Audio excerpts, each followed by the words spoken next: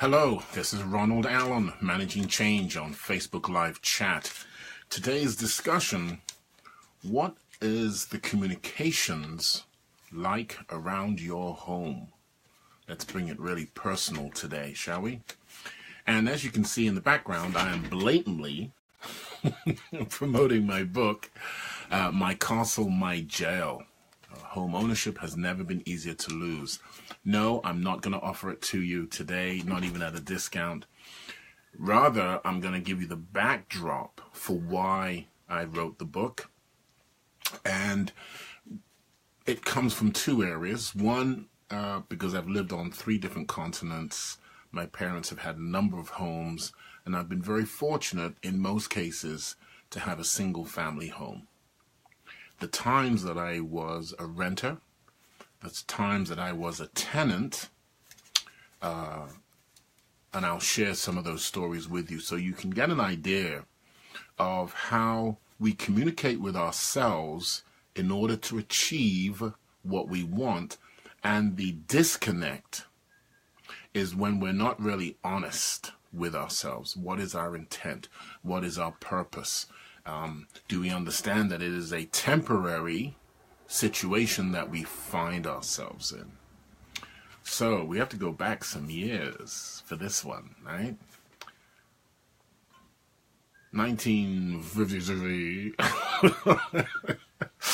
I find myself running through a very narrow hallway, which was my parents' home, and hitting that first step and then bouncing up to a first floor landing where there is 2 bedrooms and a bathroom and a separate toilet, by the way. I know today, for the last 20 odd years, many homes are designed with separate toilets, and that's relatively new. This is back in the 50s, 60s, when I was just a child, right? The 50s, 60s. And when I landed on that second floor landing area, it was, to me, like getting onto the moon. It was like climbing into your tree house. It was looking down the steps. It was like 20 steps. Today is average about 13 steps, but I think it was like 20, at least it seemed so to me. And saying, yes, I arrived. I almost did like a Rocky, 30 years before Rocky Balboa actually did the stair climb and put the hands up, etc., right? And then there's a small mezzanine that you rise up another 4 or 5 steps, and you find yourself into another area of the house. And this excitement that I created for myself, that I played in the house with, was because the house was made up of multiple levels and there was no lift. This is a private home. You had to walk up. And then, of course, there was that 3rd level. My goodness, up in the attic? No, not quite. This was a 3rd level. So you hit the 2nd floor, went to a mezzanine, and then went up to the 3rd floor. And the 3rd floor, what was so cool, it had a kitchen. My goodness, a kitchen on the 3rd floor. So we had a main kitchen downstairs with the dining room. And then you had this, like a kitchenette on the 3rd floor with another 2 very small rooms. At the same time, they were distinctively intriguing. They were distinctively invigorating because I wasn't sure what was in the room. And I'll tell you why about that in a moment. Then you went to the 4th floor. My goodness, I'm exhausted already. I have to go back to sleep. I thought this was about communications, not stepicizing and working out and cardio. Well, it's cardio for the mind. There you go. Cardio for the mind. So I get to the 4th floor, and I am totally pumped. I mean, I'm using words now that I didn't even know existed back then, but I was totally excited. I was looking for just the exhilaration of moving up my own home, in my own home. And when I did get to that 4th floor, I could look out into what is known as a bay window, that some houses still have Edwardian houses certainly have them. The old Victorian houses on that third or fourth floor certainly have them. And I could look out into the vista of a small yard. And then over that yard, beyond that yard, was a green field of very tall grass. And at that time, when I ran into that field, the grass would cover me up. Well, the communication I had with myself and that house was that it was expansive. It was to be explored, and it was to be explored multiple times, even though intuitively I knew what I was going to find. Well, families have come a long way. We assume that once we've bought the house, certain things will be put in place, certain things are going to happen. Certain rooms are used. We coined the term Mancave. Well, I think that's ridiculous because I pay the mortgage, so the whole house is my man cave. And if we need to move into a room for a purpose, we do. If we need some privacy, we create that privacy. If we need friends who are coming over and the husband or wife and certainly the children have hobbies that they engage in, then we accommodate that. So the meaning right there for me, even at this stage, is that the home is my abode. It is a safe haven. Even as a tenant, I had 3 small rooms. One was the bedroom, one was the kitchenette, and one was like a mixture of hallway and TV room, library, workroom. And so I defined it as such. I used those rooms as such. I know in some families the issue of privacy for the child, is questionable. We did not have that. Parents came in, no issues. Today, it seems as if they have eminent domain over their room. And we as parents can't go in there because that's their space. And we must respect their space. 2 words, actually 1 word. Mortgage.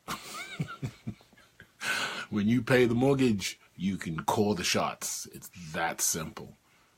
The relationship that I see is the child is in the home to be nurtured and cultivated and given that respect that they need to continue, and they will, of course, will design their own as they go forward while they're under the parent's home, as long as it's constructive, supportive, and healthy. Then the child does not have a say in how the parents come and go. I may sound antiquated, I may sound old-fashioned. I simply look at the behavior of many children. I am, by the way, not question marks, but you say it the way you want to say it. I am of the opinion that the relationship with children today has changed because of the amount of information that they have to navigate, and therefore their realities, their challenges, the demands that life itself, we know IT is one of the big ones, has opened the door, makes for them to make more mature decisions quickly. I believe it is up to the parents to filter that so that they don't lose the youthful exuberance, the naivete, yes, I'll use that word, naivete, of discovering life, because they have so much more to learn and grow and experience and deal with. I'll give you a quick story on that one. I remember graduating from college in London, and I would take on the world. My father sat me down and said, now, I know you've been on your own, going to school, you come home, you go to America to see your mother. Don't be in a rush to get old and grow up. There'll be plenty of times to make mistakes. Now, I thought to myself, sounds pretty obvious, fairly straightforward. Don't be in a rush, because life has many hurdles, straddles, minefields that I will have to deal with. Years later, I learned and I realized that the communication my father was imparting on me was everything you think about doing, everything you execute on has a cause and effect. Are you ready for this? Powerful stuff. Very simple, very straightforward. He was a very quiet individual. Everything you think of, everything you wish to act upon and do has a cause and effect. So the communication in the family home was very quiet, very subtle. There were no boisterous outcries, every now and again, of course. Certainly not to the extent that I'm hearing in many communities among certain friends that we discuss issues. So the control of the environment is absolutely crucial. You need a safe haven. That's the first thing I believe a home is. And whether it's from outside influences, whether it's, we have people here who drive RVs and big Tonka toy trucks in the back up until 8, 9 o'clock on a Sunday evening. The home is sanctuary. The home is privacy. The home is where the family comes together. We cook. We talk about our issues. We sit down in our library and muse over things. We go out into the yard with our dogs. You've seen me on those videos. And we engage with one another. We keep the humanity of the conversation, of each other, for each other. We support one another. We certainly disagree, and I emphasize this. You always want an opposing point of view. Don't go through the relationships, yes, no, wonderful, so, Mary Poppins, Peter Pan, off we go, right? I just made that up, by the way. Boom. It is an important aspect. And if you don't have it in that fashion, work on it. Demand it from yourself first. And then implement, implement, implement. Just some other notes on this. I mentioned to you that, well, obviously that house was the first experience. And by and large, it was a good experience. The one thing that did wake me up, by the way, and you'll find this kind of hilarious, when my mother came to the States in '69, she came back within a few months and said, they've got central heating. And we were like, what is central heating? Central, like, we take the fire to each room?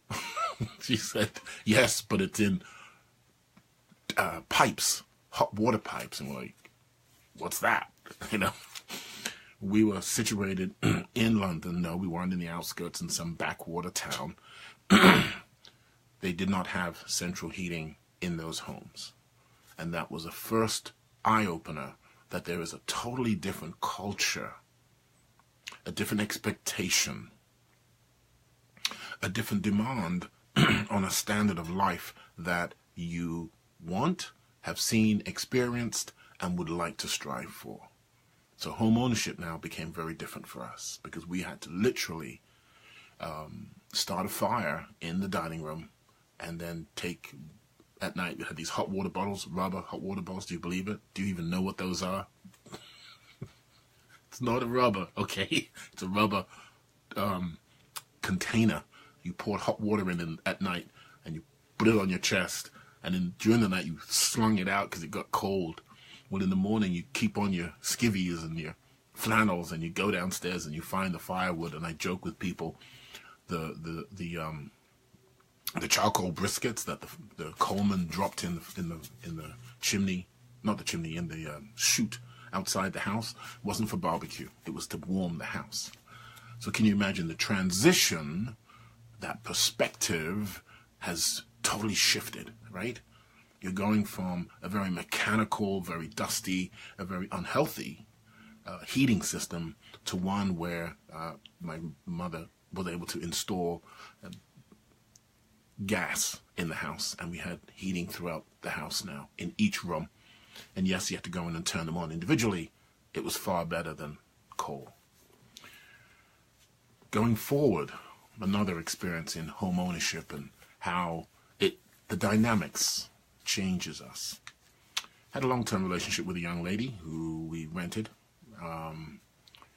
This is going back, well, I'm married 23 years, so plus another 10 perhaps.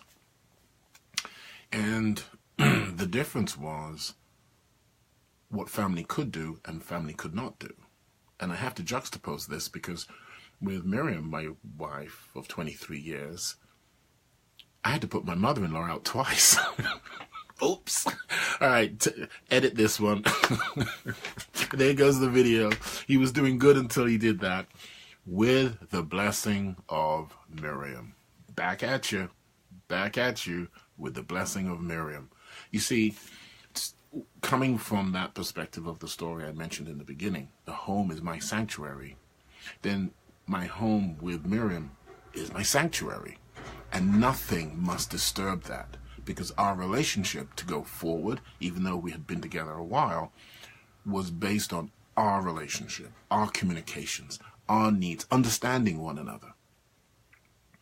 And it is the tough decisions that you make that foster the relationship, that confirm that you want the relationship.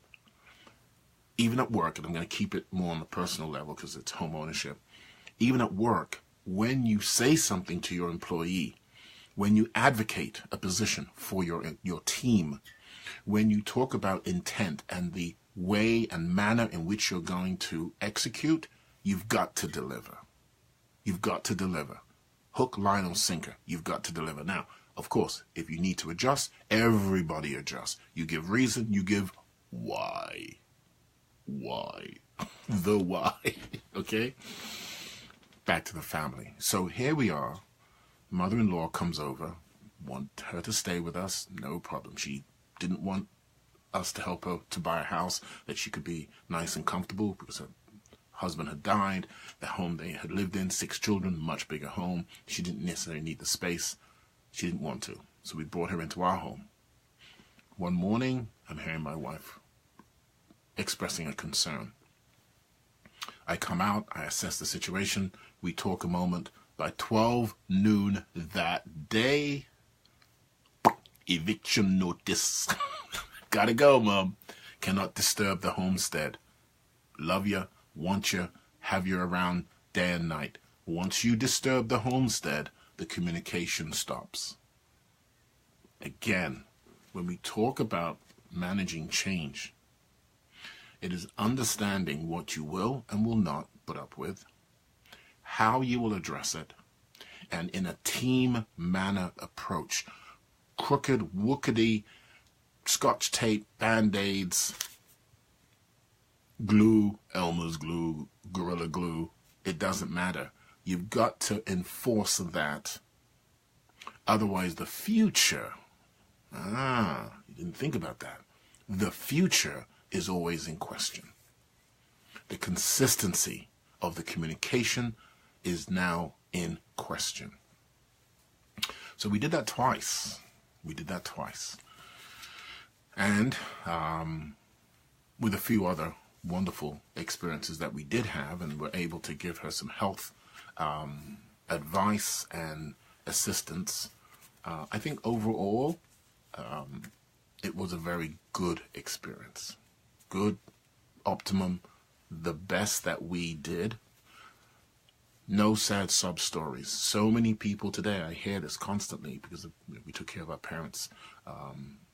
Both mothers, the husbands died very quickly. Who knew?